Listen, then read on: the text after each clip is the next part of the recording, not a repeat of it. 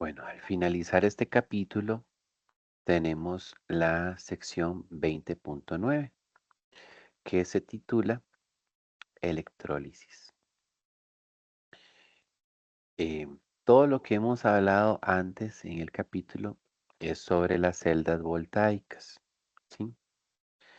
¿Qué tienen de particularidad ellas?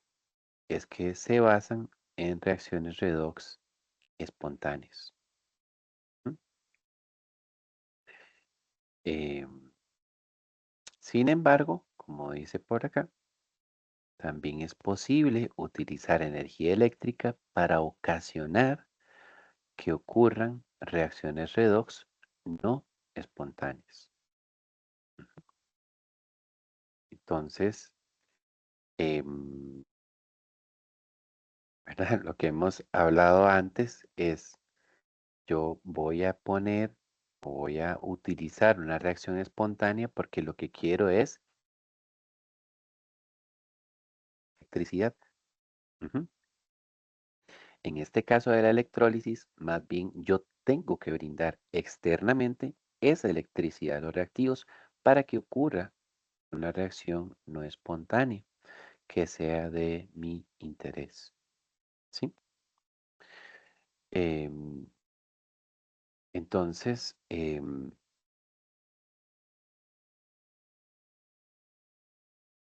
por ejemplo, ¿verdad? Aquí tenemos em,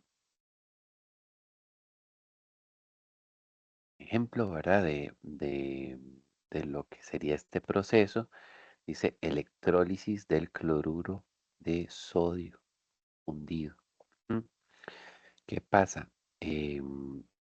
Aquí lo que vamos a hacer es, más bien hay una fuente de voltaje. Aquí ya no es un voltímetro, no es para medir el voltaje, no. Aquí es una fuente de voltaje, o sea, viene electricidad externa. Igualmente tenemos un ánodo y tenemos un cátodo.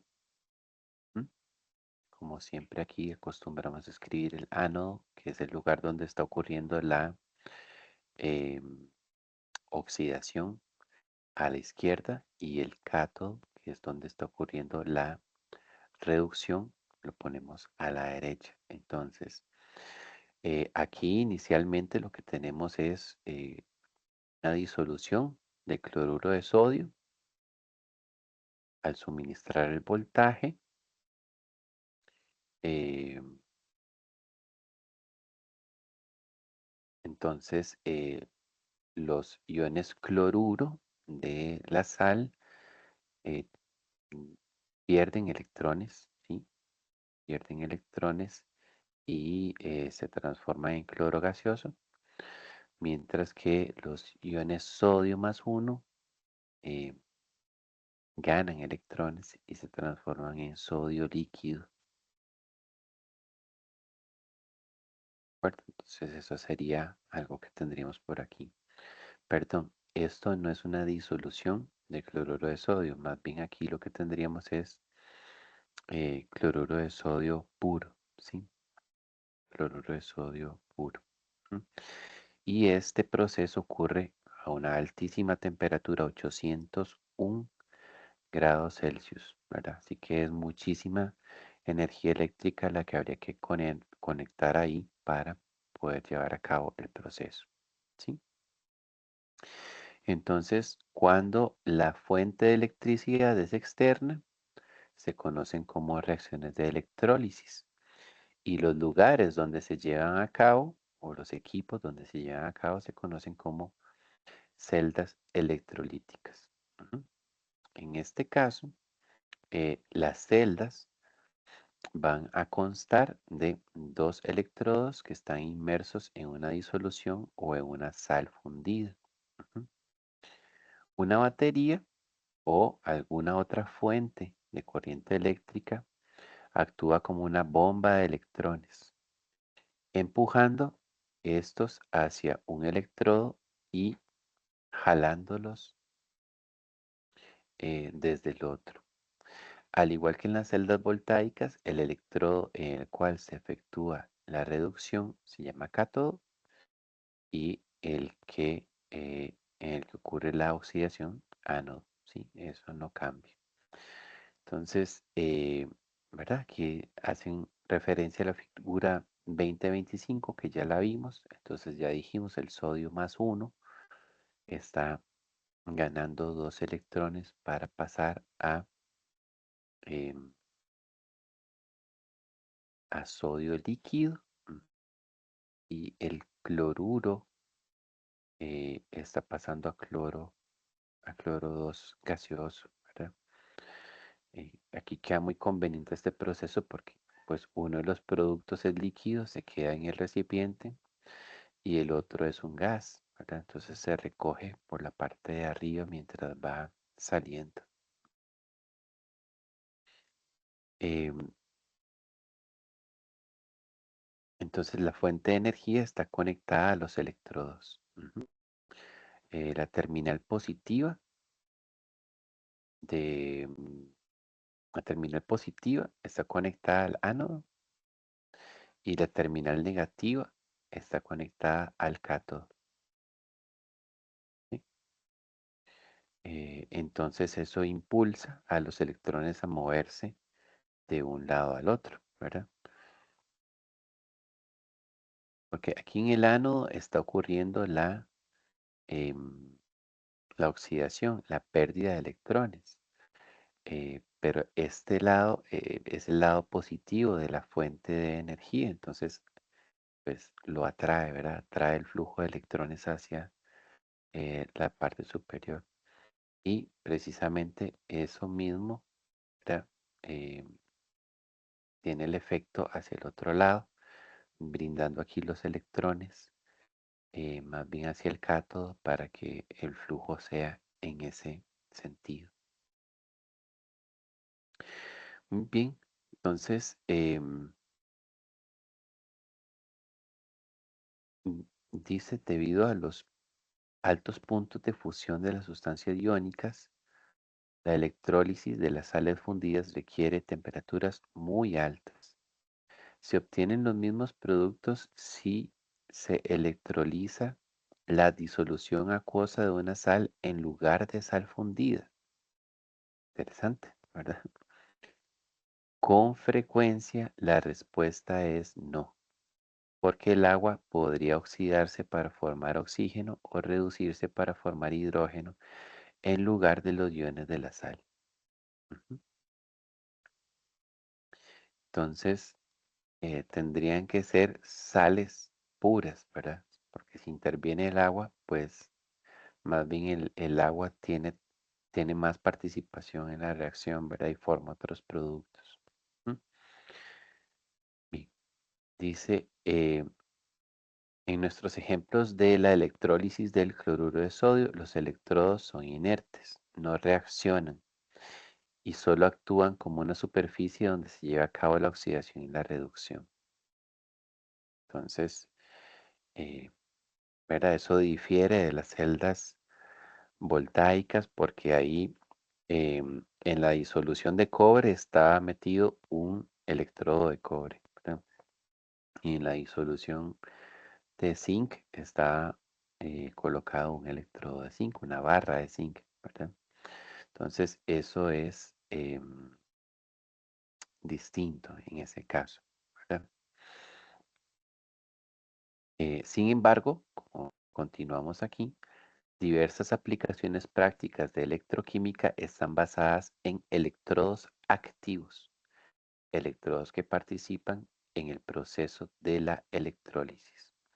Por ejemplo, la electrodeposición o galvanoplastía utiliza el proceso de electrólisis para depositar una delgada capa de un metal sobre otro metal para mejorar la belleza o la resistencia a la corrosión.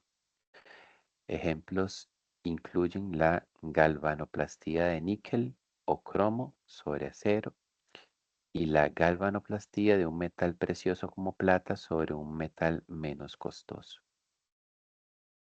Sí, súper interesante por las aplicaciones, ¿verdad? Que tiene eso. Aquí, la figura 2026 nos habla un poco sobre esto de electrodeposición o galvanoplastía. em, y sería lo que tenemos por acá, ¿verdad? En este caso, mm, suministramos corriente eléctrica externa. Tenemos un ánodo de níquel, que sería el que se está eh, oxidando. ¿M? Em, y por el otro lado, aquí tenemos un objeto de acero. ¿M? Entonces,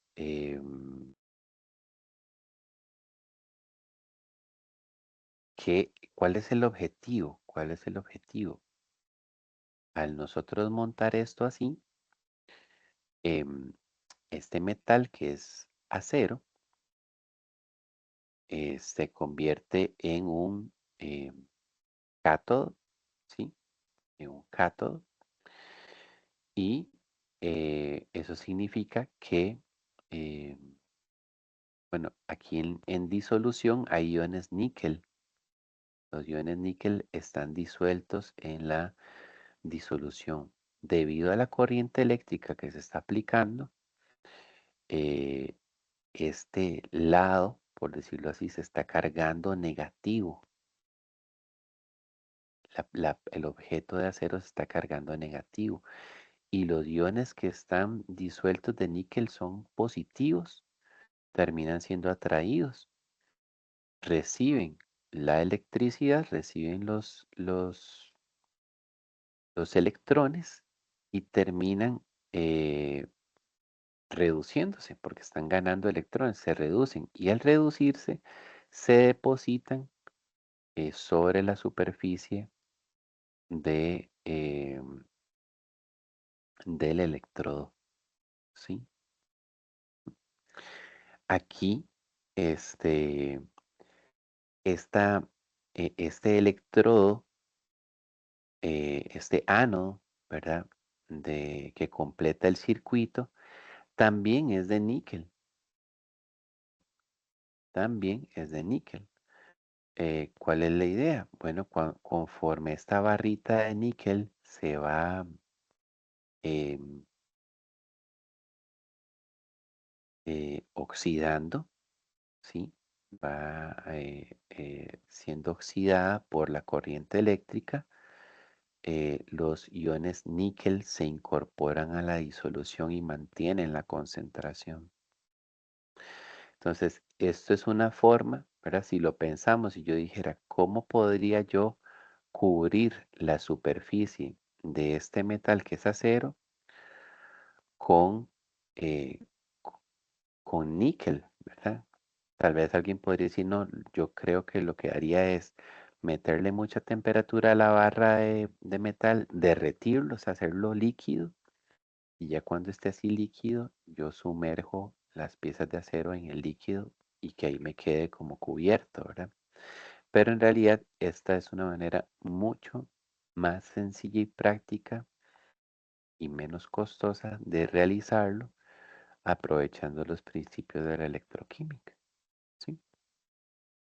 Entonces, acá en el párrafo lo que ellos hacen es describirlo, ¿verdad? Dice, el ánodo es una tira de metal níquel y el cátodo es acero. Los electrodos están sumergidos en una disolución de sulfato de níquel. Cuando se aplica un voltaje externo, la reducción ocurre en el cátodo. Entonces yo aplico un voltaje externo y aquí en el cátodo va a ocurrir una reducción. El potencial estándar de reducción del níquel, el potencial estándar de reducción del níquel es menos 0,28. ¿Qué quiere decir eso? Que él no se reduce.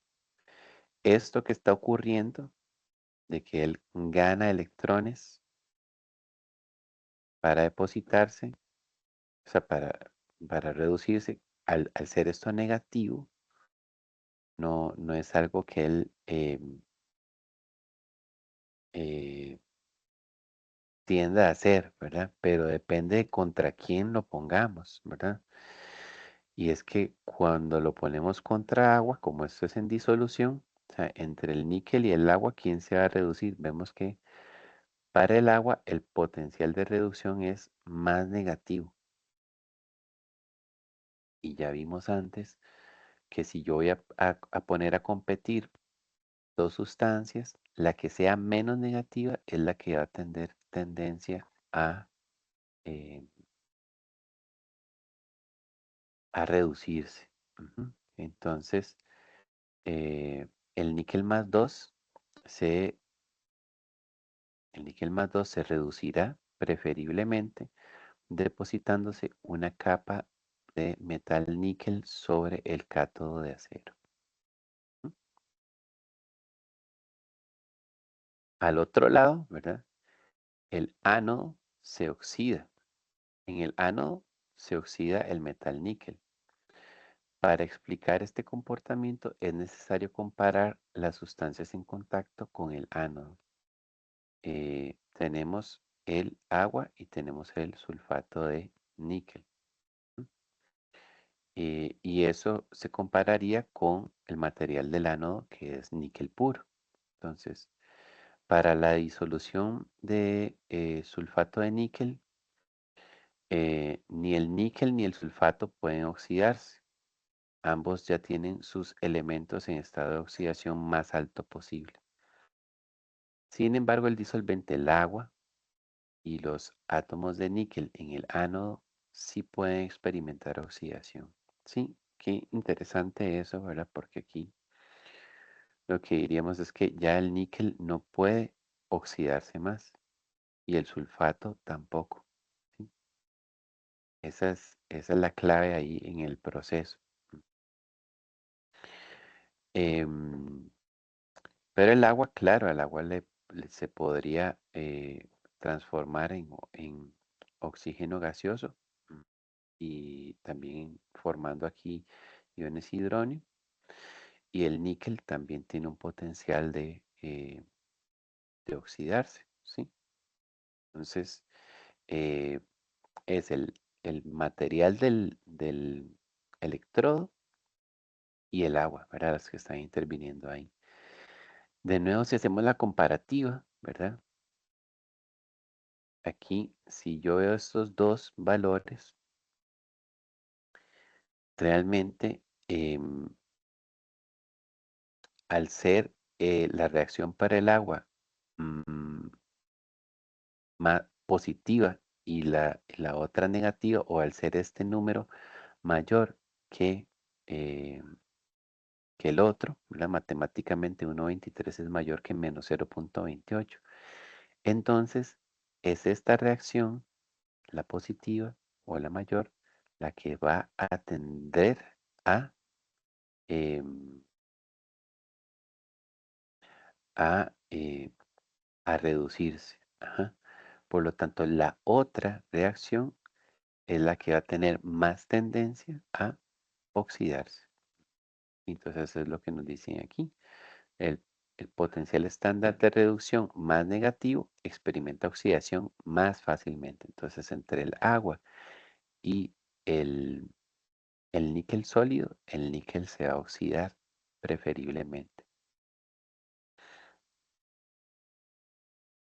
Entonces, así el níquel con su potencial de red de menos 0,28 se oxida en el ánodo en lugar del agua. ¿M? Si se aprecia la reacción general, parecería como si nada hubiera ocurrido. Sin embargo, eso no es cierto porque se transfieren átomos de níquel desde el ánodo, desde el ánodo de níquel hacia el cátodo de acero, depositándose una capa delgada de átomos de níquel sobre el electrodo de acero.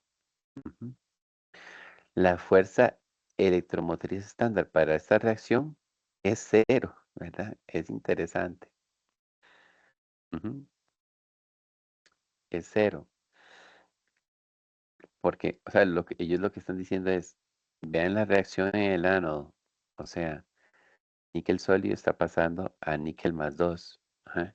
Y en el cátodo, pues níquel más 2 está pasando otra vez a níquel sólido. Entonces, realmente, o sea, ¿qué transformación se dio ahí? Ninguna. Pero gracias a eso yo puedo depositar níquel sobre el acero y cubrirlo y tener esas aplicaciones prácticas que tienen. Aunque en realidad yo no estoy haciendo verdaderamente una transformación química, o sea, una- no tengo unos reactivos iniciales que me producen unos productos eh, finales distintos, ¿verdad? Lo que estoy haciendo simplemente es un cambio de ubicación. O sea, en lugar de que el material níquel esté en esta barra, va a estar depositado sobre el otro electrodo. Realmente es sumamente eh, interesante, ¿verdad?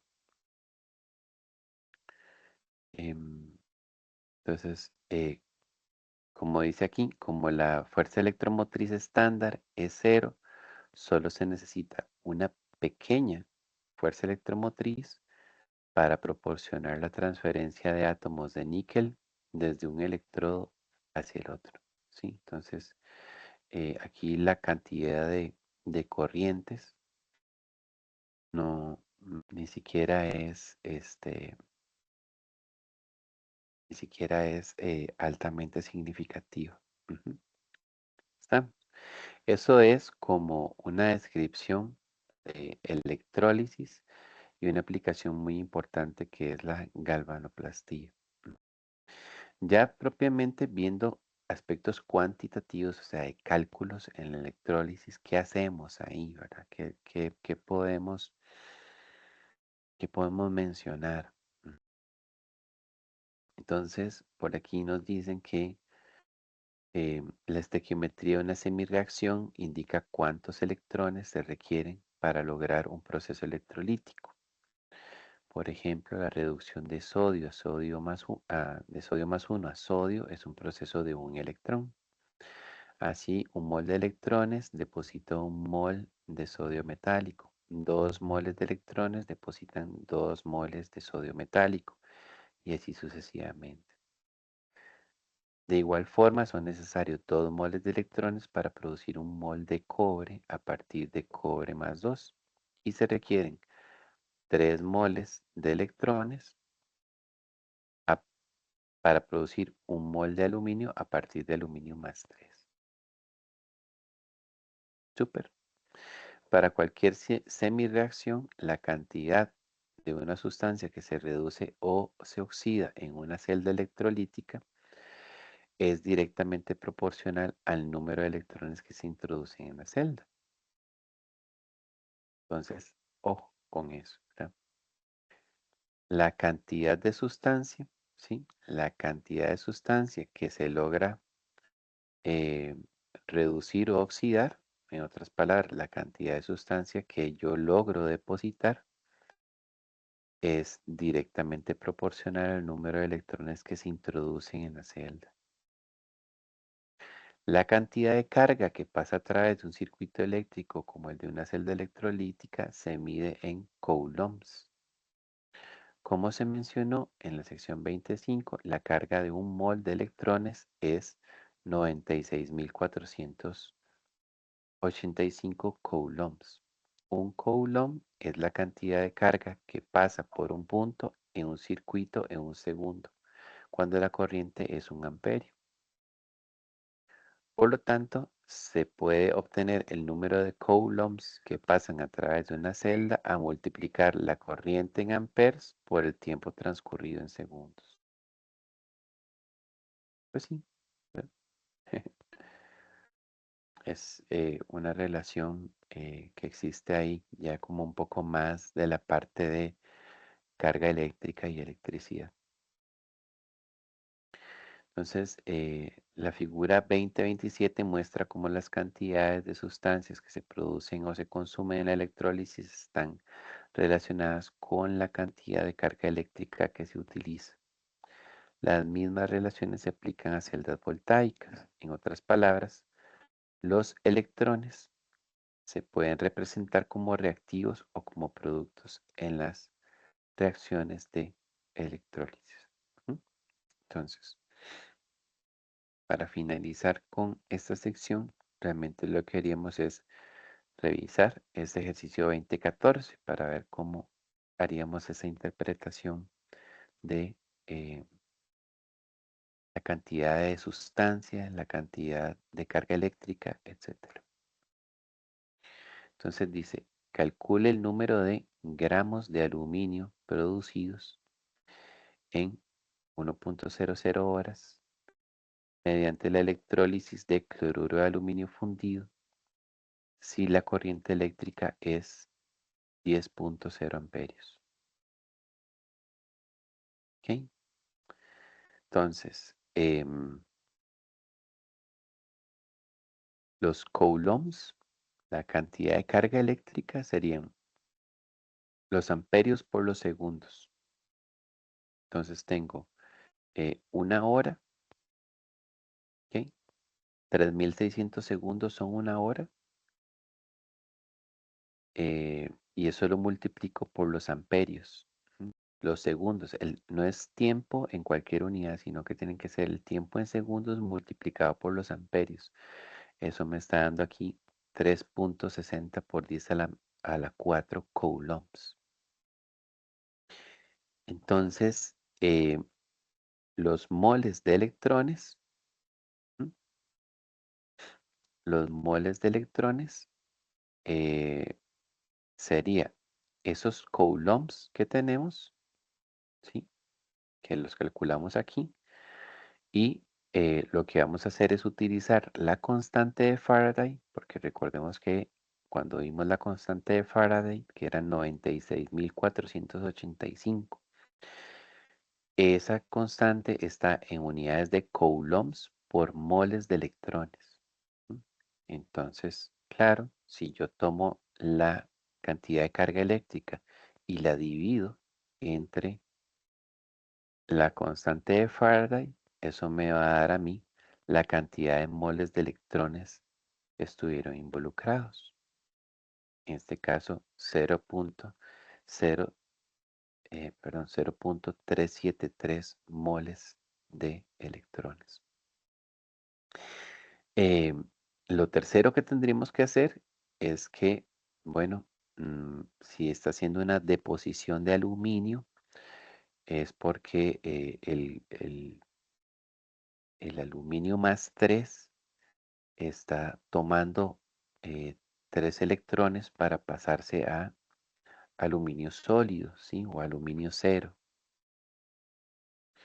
Entonces, con esa relación, yo tomaría los 0.373 moles de electrones y yo sé que por cada mol de aluminio tratado, yo necesito 3 moles de electrones.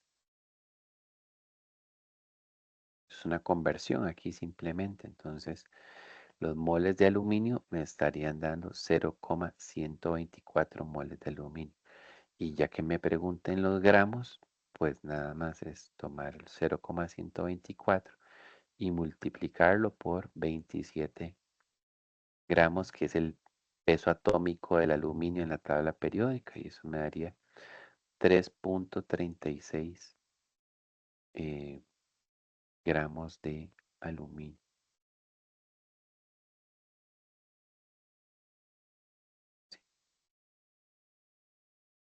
Em, Vamos. Entonces esa sería la respuesta que tendríamos aquí. Eso sería para determinar cuántos gramos se depositan, ¿verdad? Vean que aquí el factor es ver cuánto tiempo ha transcurrido en segundos y cuánta corriente eléctrica en amperios se ha brindado.